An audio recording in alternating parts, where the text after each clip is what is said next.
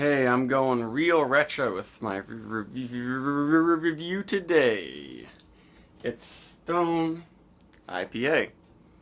Perhaps the most originalist of all the West Coast IPAs. They say it came out in like 97. Recipes probably changed a little bit. I noticed online that they say, well, and on the back of this it says Centennial, Chinook, and Magnum, but in the past it used Columbus instead of Magnum. Columbus and Magnum are two of the most popular bittering hops, so maybe they just switched it over. I'm sure Centennial and Chinook are the main flavor hops. But I haven't had this beer in at least 4 years. It used to be one that I definitely liked and had rather often back in my undiscerning early hophead days, in my early 20s. And it kind of actually became the style of IPA that I hated the most and made me not like IPAs at all, and realized that they're all pretty similar, one kind of taste going on, until all these new hop varieties came out and I started tasting all these New England IPAs that were completely different, super fruity, not bitter, not really big and malty and boozy. But I thought I should return to this one, especially because I found a bottle that was exactly 2 weeks old today. So I thought it'd be a fair tasting to do it to something that's this fresh. Usually you can only find the Stone and Joy by IPAs that fresh over here on the East Coast, and those are just so strong and they're pretty good, but I don't really want something that big and strong and bitter most of the time or all the time. So yeah, this was bottled on July 7th.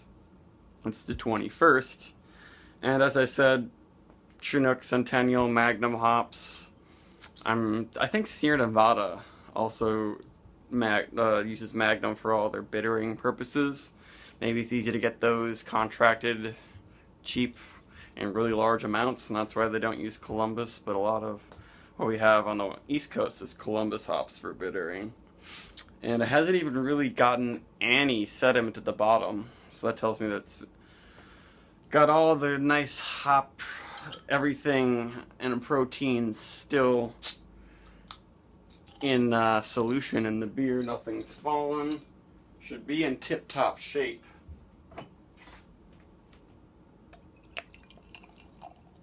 And as I said, I have not had this beer. I've never even been near this one. Oop.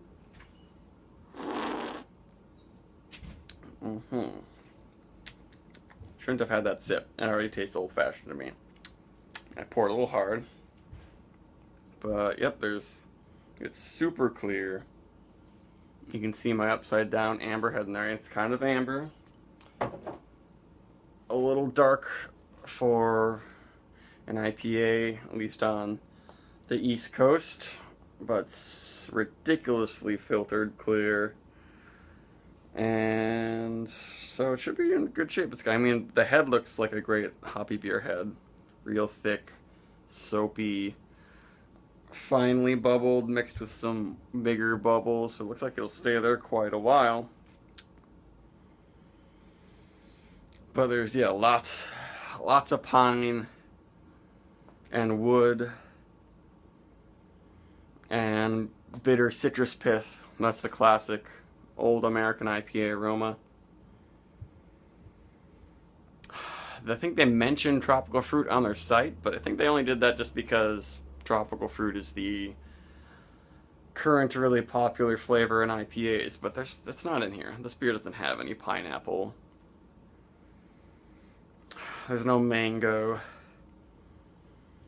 There's nothing like that. This is just, there's no gross old hop flavor, but I think I stopped liking these beers because the earthy, piney, kind of dirt flavor and aroma of this, when it gets old, it's kind of similar, except that it loses all the fruitiness.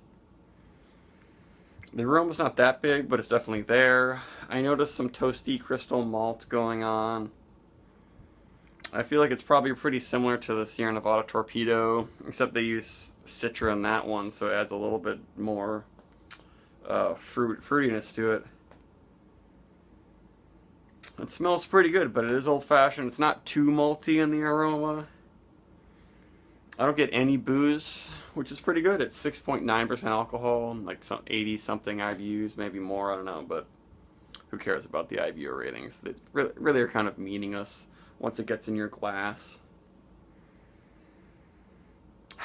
Smells pretty good. Pithy citrus wood. Yep.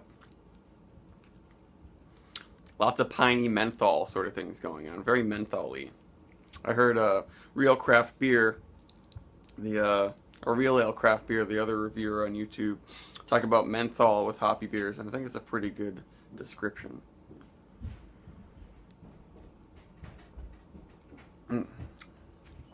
It's not bad. Lemon, I get a lot of lemon pine. I think pine sol is the word that I use to describe these old-fashioned IPAs and what I don't like about them. And I guess this is what suits your tastes, but IPAs have changed so much, and there's so many different flavors you can get from hops these days that, yeah, now I'm starting to notice a lot of bitterness and booze, and it's really not that pleasant after a few sips.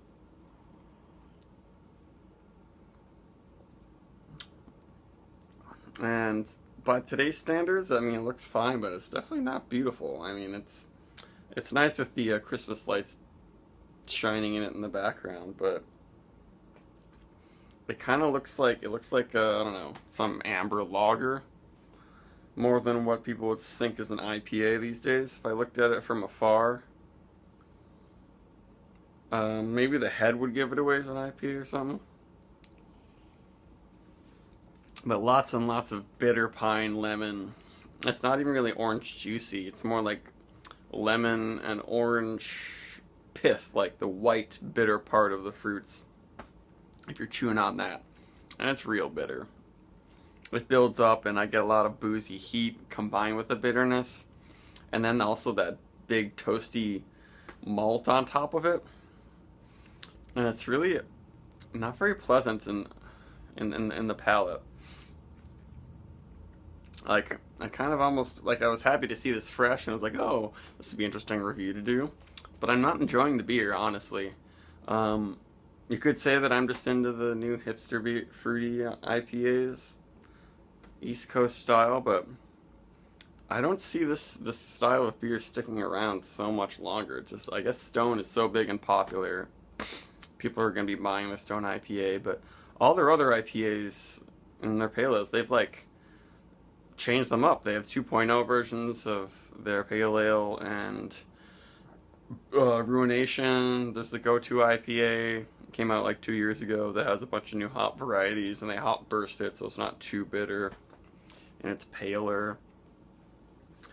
Like, I think maybe they say this is still their best-selling beer. I would be surprised. It's probably just old guys on the West Coast in California who just buy it, and people who are kind of not moving along with the trends of craft beer. And calling them trends is, I don't even like that as much, because it's really evolving, and there's so many new ingredients and processes that people are learning to use really well in craft beer, that this is really anachronistic. It's like if someone was just writing exactly Mozart style music, it's like, okay, good job, you're able to make something like that, but it's all been done before, and more interestingly, and we have different things now, so it's like, why are you doing it right now? I'm usually not so negative in my reviews, but this is just it tastes exactly like it used to. And that boozy pine sol thing was really unpleasant. I don't know if I'm going to be able to finish this. I'm going to try to give some to my girlfriend, but I kind of wasted money on this, actually. I feel like I do not recommend it. I give it like a 60. Lowest rating ever, but it's really, the bitterness builds up. And this is the kind of thing that people used to think was hardcore, cool, in-your-face hops, so much bitterness. This is like serious, like, you know, just like metal of beer, and it doesn't make it better, just lots of hops and lots of old-fashioned hops. So yeah, I'll give it a 65 or something. I did like this a long time ago, but that's when I just hadn't developed really tastes. But it's not very exciting. So if you want Stone IPA, go for it. But I recommend everything else. Buy something from a smaller brewer, from a brewer that needs your money, not just something that is well known and available. There's plenty of other things to try besides Stone. So try something else. Bye.